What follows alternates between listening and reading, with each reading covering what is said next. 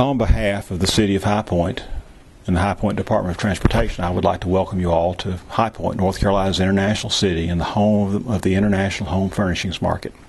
To acquaint you with the city, we've prepared a short video tour of transportation projects past, present, and future, and here's the first one of them. Skeet Club Road, the widening project used 3615B, widening Skeet Club Road to a 4-lane boulevard.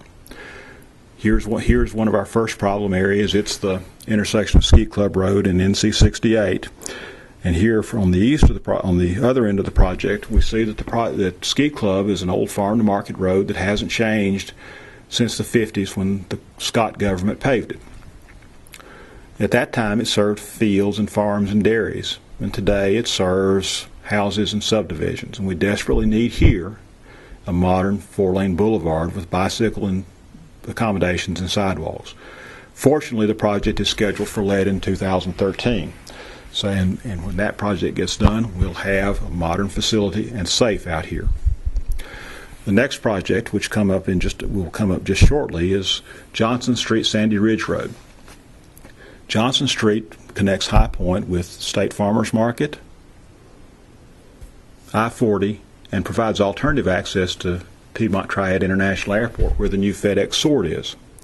This project is unusual in the state because the City of High Point is taking the lead on the NEPA document. We're working with Padilla and Atkins Consulting, formerly PBS&J, to do an EA FONSI on this project, and just within the last month we've given Atkins notice to proceed. Here's one of the problems on the project. There's always a traffic officer here afternoons in the summer and Saturdays to give people access to the farmers market. The next project is the replacement of the I-74 US 311 NC 68 bridge, project U 5169. As you see, traffic backs up from NC 68 all the way on to I-74. What you don't see, but you'll see in a couple of moments, is that traffic backs up all the way across the bridge to the south, and as much as a half mile to the north. And this situation is just unacceptable. We've worked with Division 7 and thank Mike for his help in adding capacity, operational capacity, by restriping and removing islands and retiming signals and things like that, but that really isn't an adequate response. And we've been working for several years to produce that response. We've used ARA money to do a NEPA document that shows us the solution, and we'll see the solution right here, a partial clover that'll remove some of the turns and make life easier. We couldn't take you through High Point without showing you our 2606, the I-74 US 311 construction. This is certainly the biggest project we've seen in a while, and it fills a strategic hole in I-74, the Ohio Valley, Charleston, South Carolina route added to the interstate system in 1991. And while we're making good progress on our part of the project now, and we'll get fit down to 220 within a year, there remains this big strategic gap around Winston-Salem, where the Winston-Salem Northern Beltway is. Fortunately, Governor Perdue and Secretary Conte have managed to at least partially fund that project, but there remains a lot of work to be done, and we'll be trying to help our folks and friends in Winston get that project funded as well. Our next project is a smaller project, and we'll see it in a moment. Davidson Community College is the community college that serves Davidson County and Davie County, and has a student body of 20,000.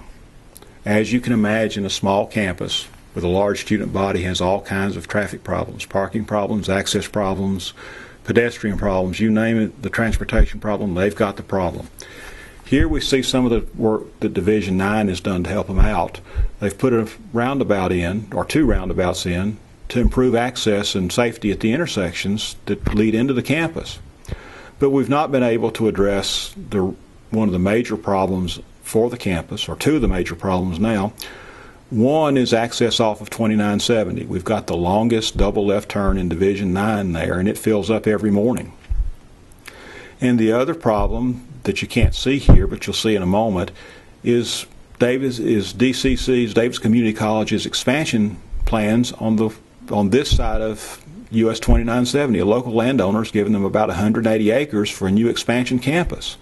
The bad news is you can't put an at-grade intersection there, and we've had to work with Davidson Community College to come up with this solution that meets their needs and transportation needs in a safe and efficient manner. And let's not leave out aging infrastructure.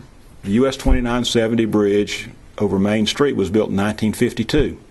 If it were a state employee, it would have retired a while back, and it's almost eligible to collect Social Security. In another 2 years, if it had contributed, it would.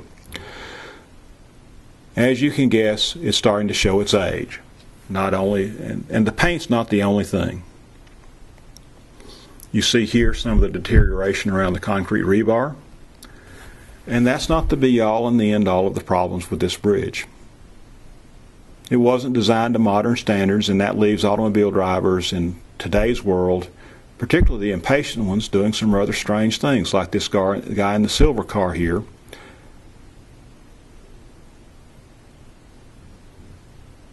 Here he goes. He's going to make a left turn where he really shouldn't. It's a wonder we don't have more accidents here than we actually do. And here's the center of High Point, the Mendenhall Market Terminal.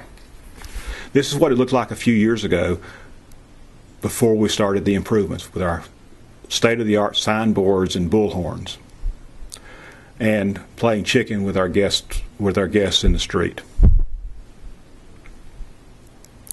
And here's what it looked like under construction, a bit at a time. The project was built over 4 construction periods. We had to work between markets because we couldn't close down the street because there's 12 million square feet of showroom space, the biggest showroom building in town, right behind us there.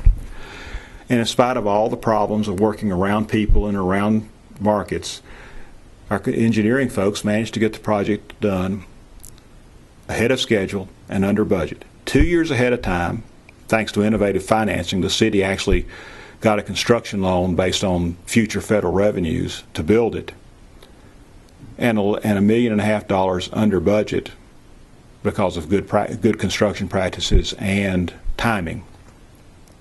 Here we see the terminal going in, and just to give you sort of a sense of scale, the market itself is really important to North Carolina's economy. We bring 75,000 or more people into town twice a year, and they spend over $1 billion in town, and that doesn't count for all the furniture orders they give that go to other cities in North Carolina. You know, the economic value of the High Point furniture market is immense, and because of that, we really need to take care of our customers, the market, vendors, and buyers.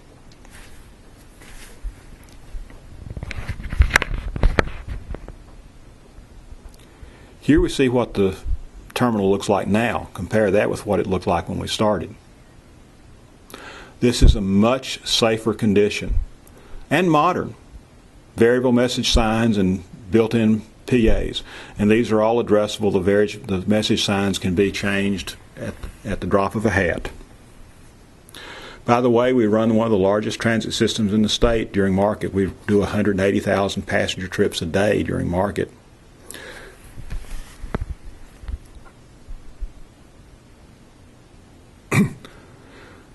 Not only that, but we provide transportation to every airport in the state, and we have vans that will take you anywhere within the city of High Point if you've got an appointment.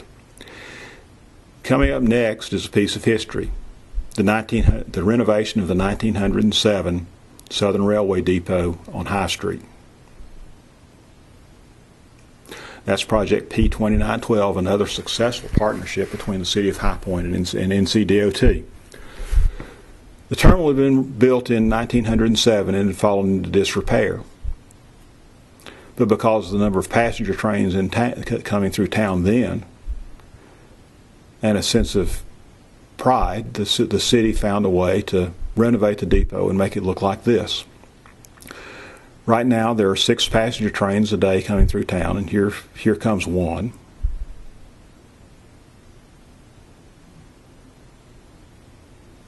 The city of High Point, southbound into Charlotte. In addition to the 6 passenger trains, there are around 30 freight trains run by Norfolk Southern. If you'll notice, we've taken great pains to retain the Art Deco structure of the retaining walls. This is shot just a couple of days ago with things under construction. We'd like to thank you for the opportunity to give you this tour, and we hope you enjoy your trip to High Point and find it productive. Thank you again, and if you have any questions, please let us know.